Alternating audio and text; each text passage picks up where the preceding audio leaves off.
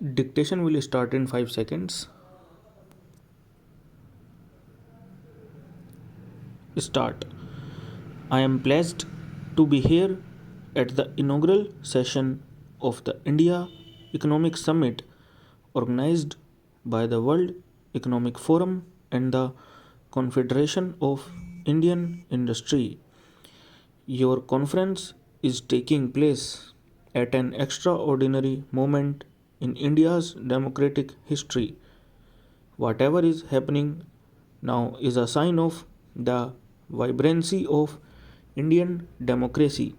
However, I would like to assure you that volatility in Indian politics will have no fundamental impact on the process of economic reforms in the country. The reform process has become irreversible. Indeed, my government has depoliticized the economic agenda. Your summits in the past have fostered constructive interaction between foreign and Indian business and with the government. They have also facilitated foreign business becoming familiar with India's efforts both to carry out internal liberalization and to integrate itself with the global economy. Since you met here a year ago, a number of new and decisive steps have been taken by my government to strengthen our economic fundamentals and improve the productive efficiency of our system. In the schedule of your meetings over the next few days, you would be interacting with some members of my cabinet, some distinguished businessmen, economists, and senior government functionaries. They would outline for you only what has been achieved during this period, but share their vision of the economic agenda for the coming months.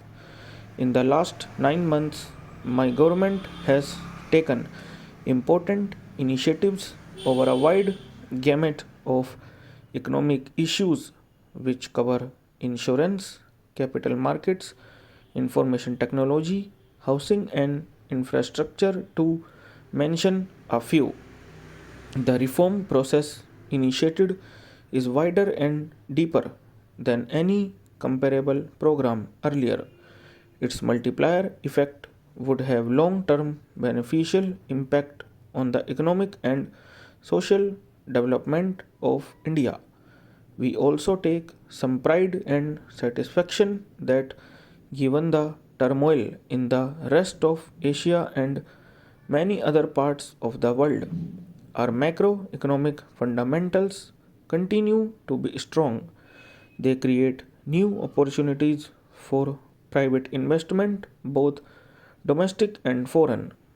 A GDP growth of well over 5%, inflation below the double digit number, comfortable foreign exchange reserves, positive growth in agriculture, stable exchange rate management, coupled with sectoral initiatives, have reaffirmed the government to a policy of liberalization with suitable checks and balances.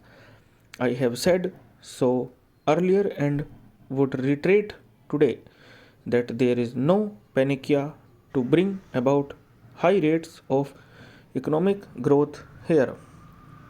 Discussions are going on within the Bretton Woods institutions, the United Nations, and other forms of reform of the global economic architecture.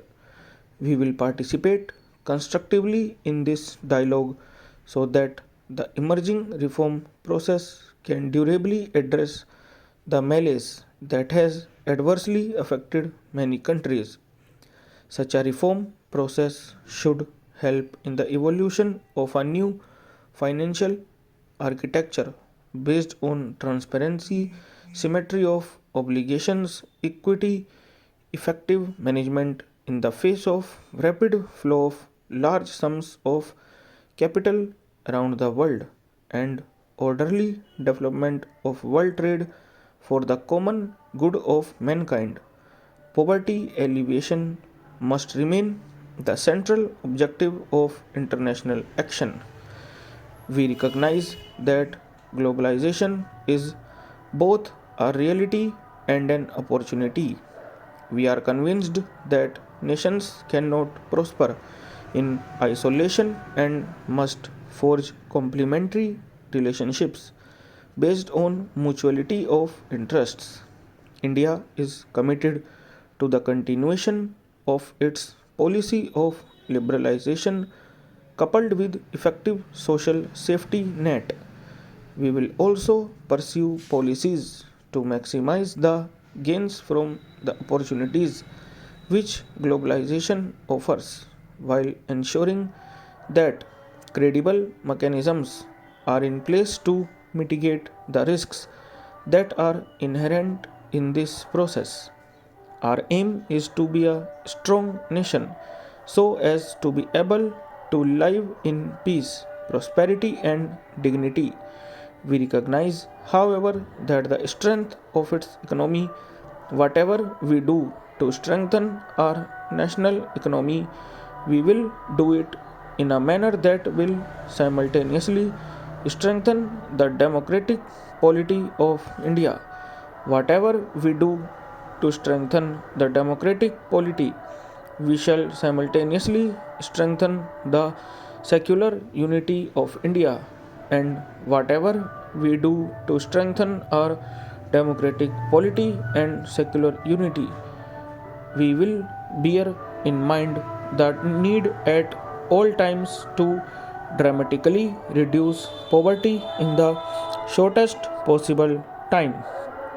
In this endeavor, our approach is the same as that advocated by Professor Amartya Sen, the great Indian economist who won this year's Nobel Prize for Economics, namely liberalization and globalization. Yes, but with a credible program to improve the social sector.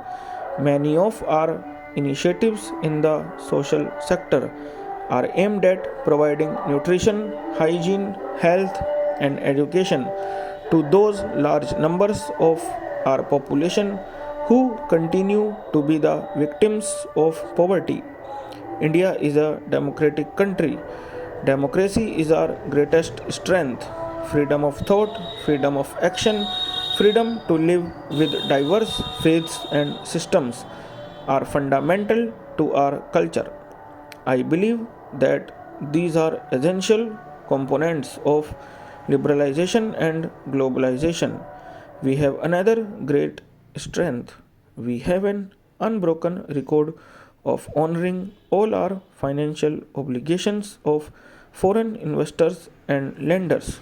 We have a sound legal system that incorporates justice.